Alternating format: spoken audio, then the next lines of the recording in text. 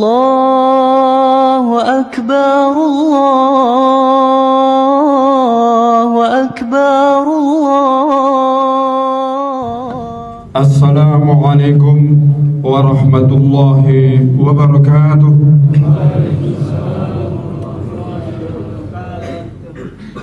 الله أكبر الله أكبر الله أكبر الله أكبر كبيرا والحمد لله كثيرا وسبحان الله بكرة وأصيلا. لا إله إلا الله وحده صدق وعده ونصر عبده وأعز جنده وهزم الأحزاب وحده. لا إله إلا الله والله أكبر الله أكبر ولله الحمد. إن الحمد لله نحمده ونستعينه ونستغفره ونعوذ بالله من شرور أنفسنا ومن سيئات أعمالنا. من يهده الله فلا مضل له ومن يضلل فلا هادي له. وأشهد أن لا إله إلا الله وحده لا شريك له وأشهد أن محمدا عبده ورسوله. يا أيها الناس اتقوا ربكم الذي خلقكم من نفس واحدة وخلق منها زوجها وبث منهما رجالا كثيرا ونساء واتقوا الله الذي تساءلون به والأرحام إن الله كان عليكم رقيبا. يا أيها الذين آمنوا اتقوا الله وقولوا قولا سديدا يصلح لكم أعمالكم ويغفر لكم ذنوبكم ومن يطع الله ورسوله فقد فاز فوزا عظيما. أما بعد فإن أصدق الحديث كتاب الله وخير الهدي هدي محمد صلى الله عليه وسلم وشر الأمور محدثاتها وكل محدثة بدعة وكل بدعة ضلالة وكل ضلالة في النار.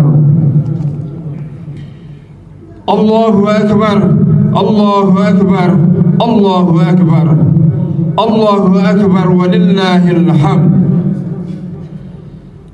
Ma'asyiral muslimin rahimakumullah. Pertama-tama marilah kita tingkatkan ketakwaan kita kepada Allah Subhanahu wa taala.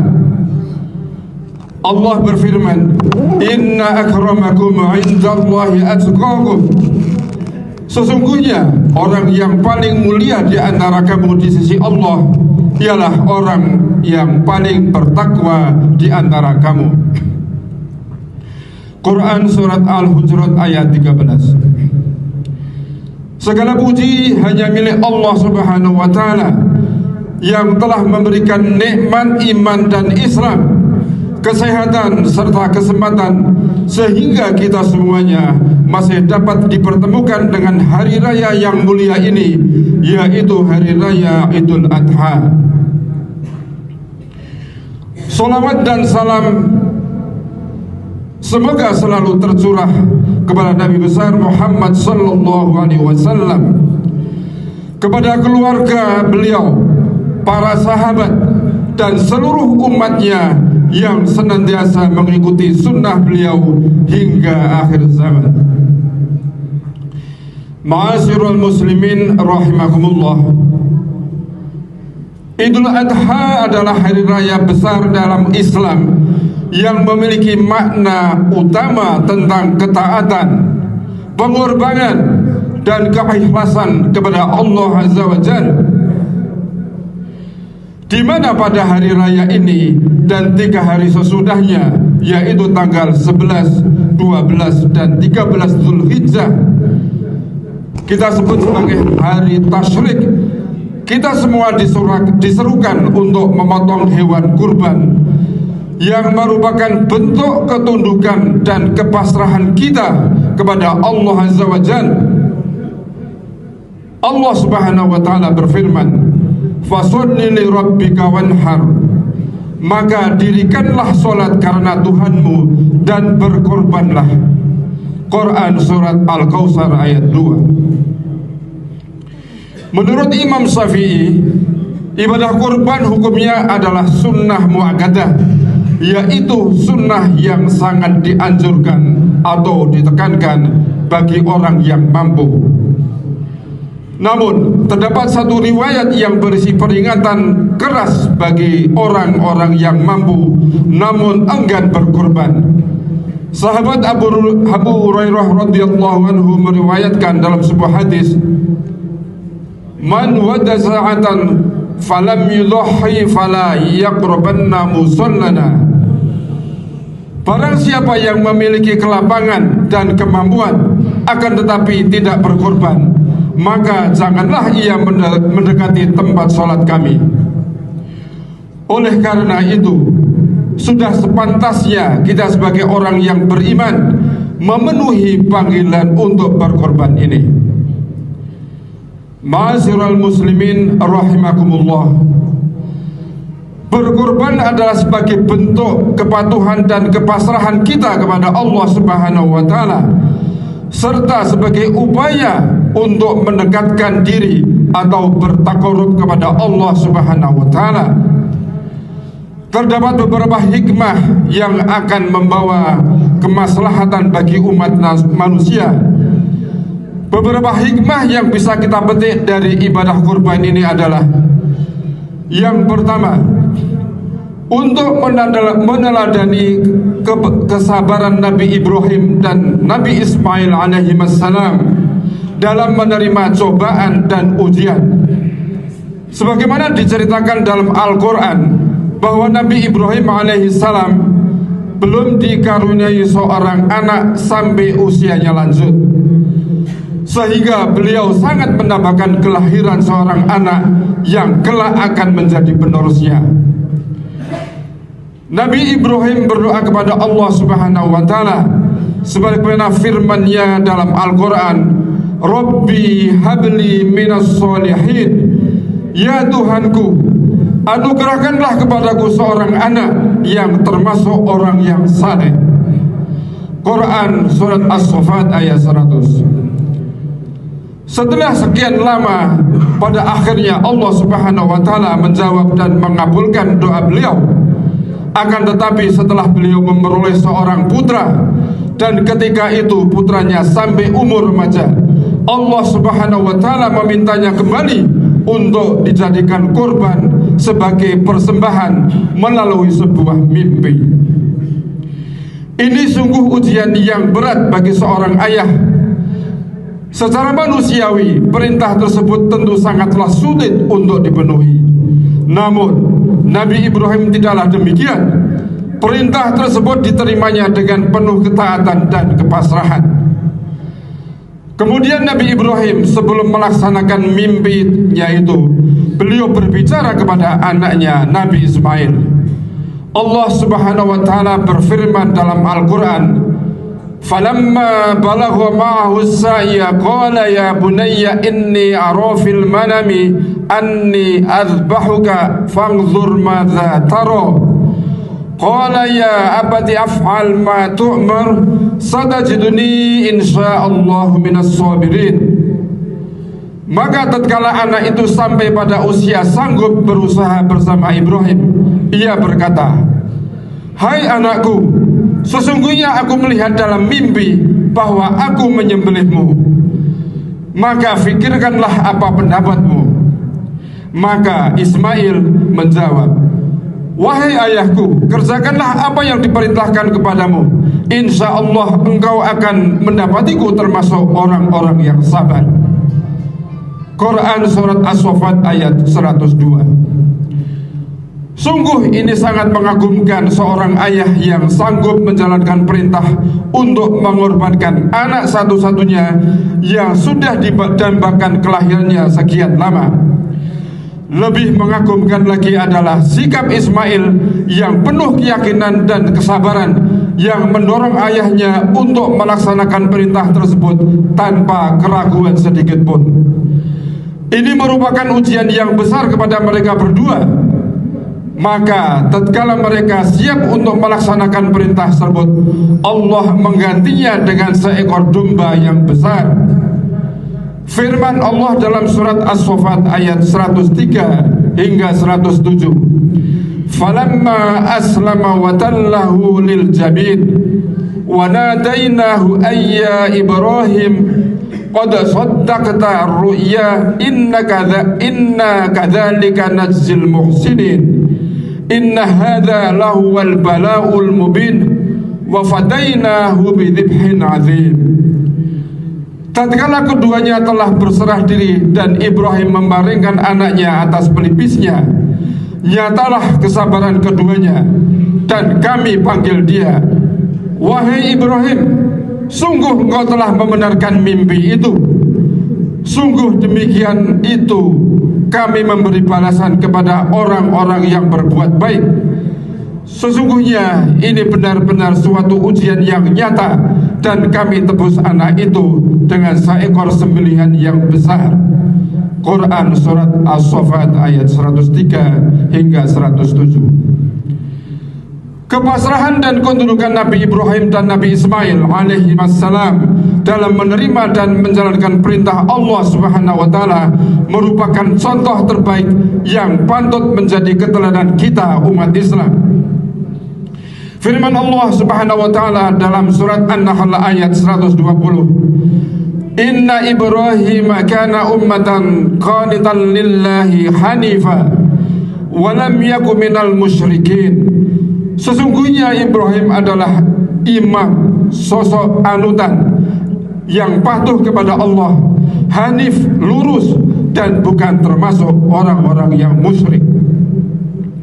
Oleh karena itu, melalui momentum Idul Adha ini, khotib mengajak kita semuanya untuk meneladani Nabi Ibrahim dan Nabi Ismail dalam menerima dan menjalankan perintah Allah Subhanahu wa taala, yaitu dengan kepasrahan dan ketundukan, karena semua perintah dari Allah apabila dilaksanakan dengan benar pasti akan membawa manfaat dan kemaslahatan bagi kita semuanya. Allahu Akbar, Allahu Akbar, Allahu Akbar, la ilaha illallah, Allahu Akbar, Allahu Akbar, walillahil hamd. Ma'asyiral muslimin rahimakumullah. Hikmah ibadah kurban yang kedua adalah menumbuhkan sikap ta'awun, yaitu saling membantu antar sesama umat manusia, khususnya di kalangan umat Islam. Penyembelihan hewan kurban jangan hanya dilihat semata-mata dari aspek penyembelihannya saja, akan tetapi juga harus dilihat bahwa penyembelihan itu merupakan simbol perilaku kedermawanan dan solidaritas sosial di antara umat manusia. Ini adalah salah satu pilar ajaran Islam.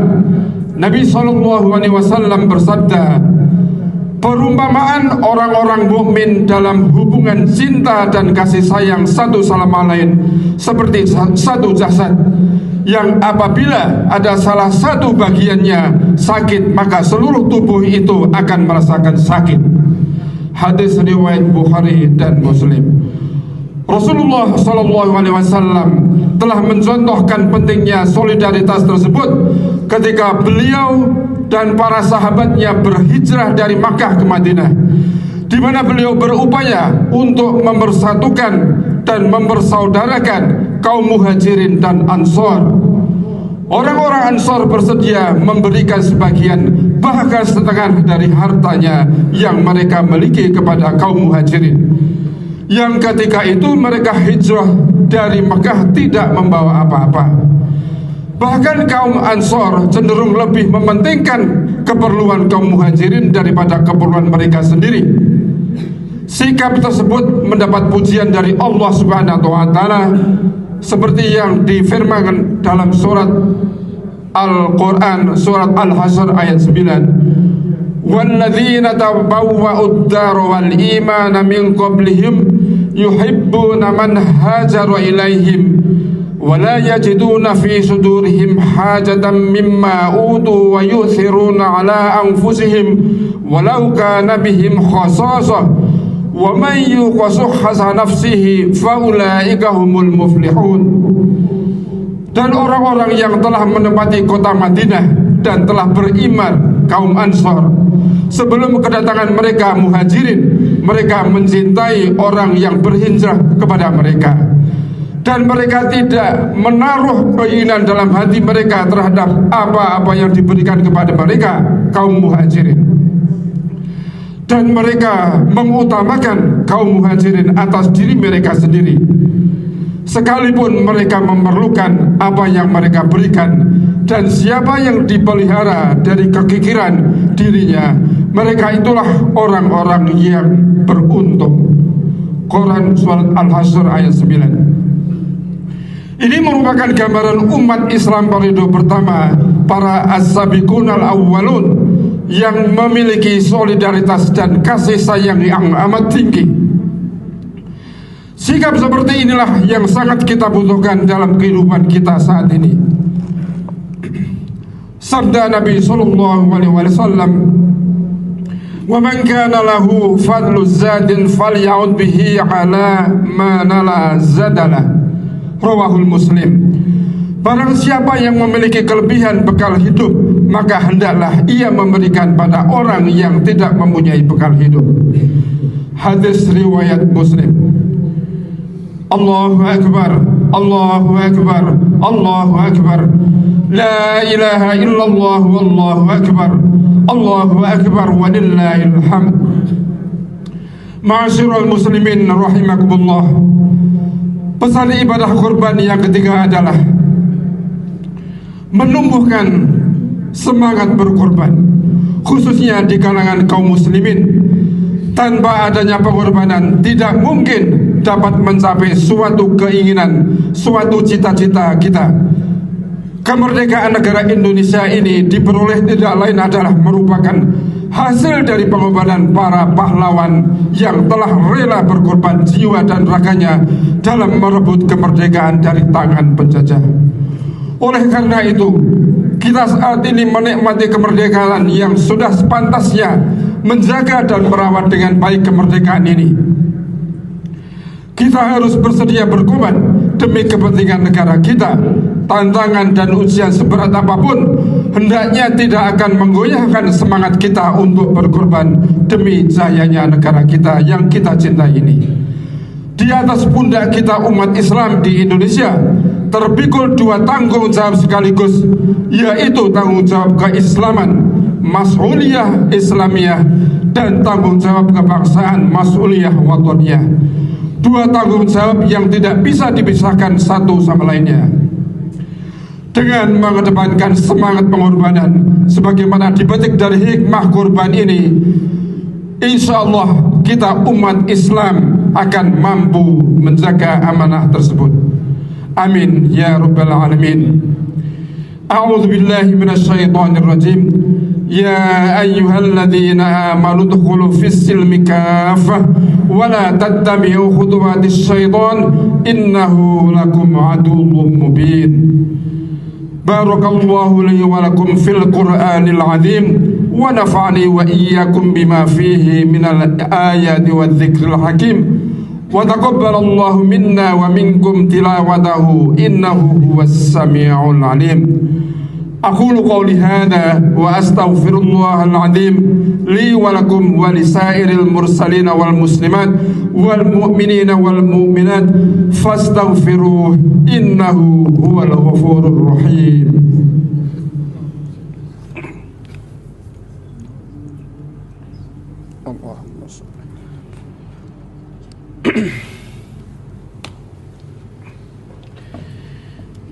Allahu Akbar, Allahu Akbar, Allahu Akbar. La ilaha illallah, wallahu akbar, Allahu akbar, walillahil hamd. Alhamdulillahi wa kafa, وأصلي وأسلم على محمد المصطفى وعلى آله وأصحابه أهل الوفاء. أشهد أن لا إله إلا الله وحده لا شريك له وأشهد أن محمدا عبده ورسوله.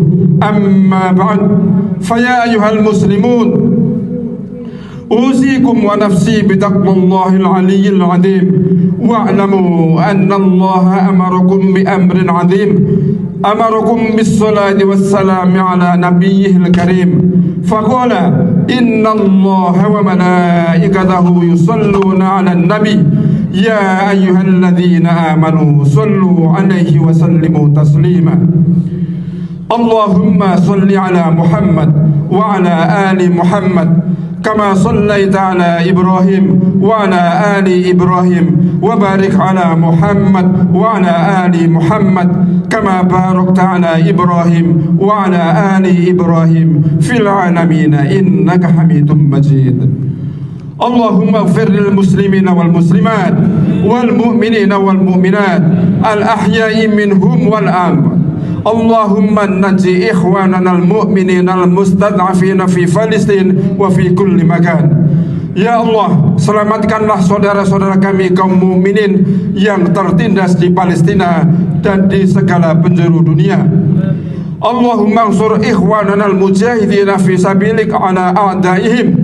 Ya Allah, menangkanlah saudara-saudara kami para mujahidin fi sabilillah atas para musuh mereka. Allahumma a'izal Islam wal muslimin wa wahidillahumma sufufahum wa asmi' kalimatahum 'alal haq wa aghsir sawqatal zalimin waqtum 'alas salam wal amna li ibadikal ajmain. Ya Allah, muliakanlah Islam dan kaum muslimin, satukanlah barisan dan kalimat mereka di atas kebenaran, hancurkanlah kekuatan orang-orang yang zalim, dan karuniakanlah kedamaian serta keamanan untuk semua hamba-Mu. Allahumma inna nas'alukal huda wat tuqa wal afafa wal ghina. Rabbana hab lana min azwajina wa dhurriyyatina qurrata a'yun waj'alna lil muttaqina imama. Allahumma ahsin 'aqibatana fil umuri kulliha wa ajirna min khizyid dunya wa 'adzabil akhirah. Rabbana atina fid dunya hasanah wa fil akhirati hasanah wa qina 'adzaban nar. Wa sallallahu ala nabiyyina Muhammad wa ala alihi wa sahbihi wa man tabi'ahum bi ihsan ila yaumiddin. Wa akhiru da'wana anil hamdulillahi rabbil alamin. Subhanakallahumma wa bihamdik asyhadu an la ilaha illa anta astaghfiruka wa atubu ilaik. Wassalamu alaikum warahmatullahi wabarakatuh. Allahu akbar, Allahu akbar, Allahu akbar. La ilaha illallah. Allahu akbar, Allahu akbar, walillahil hamd.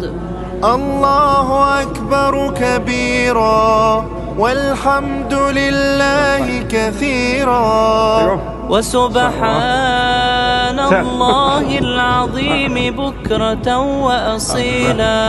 لا إله إلا الله وحده صدق وعده.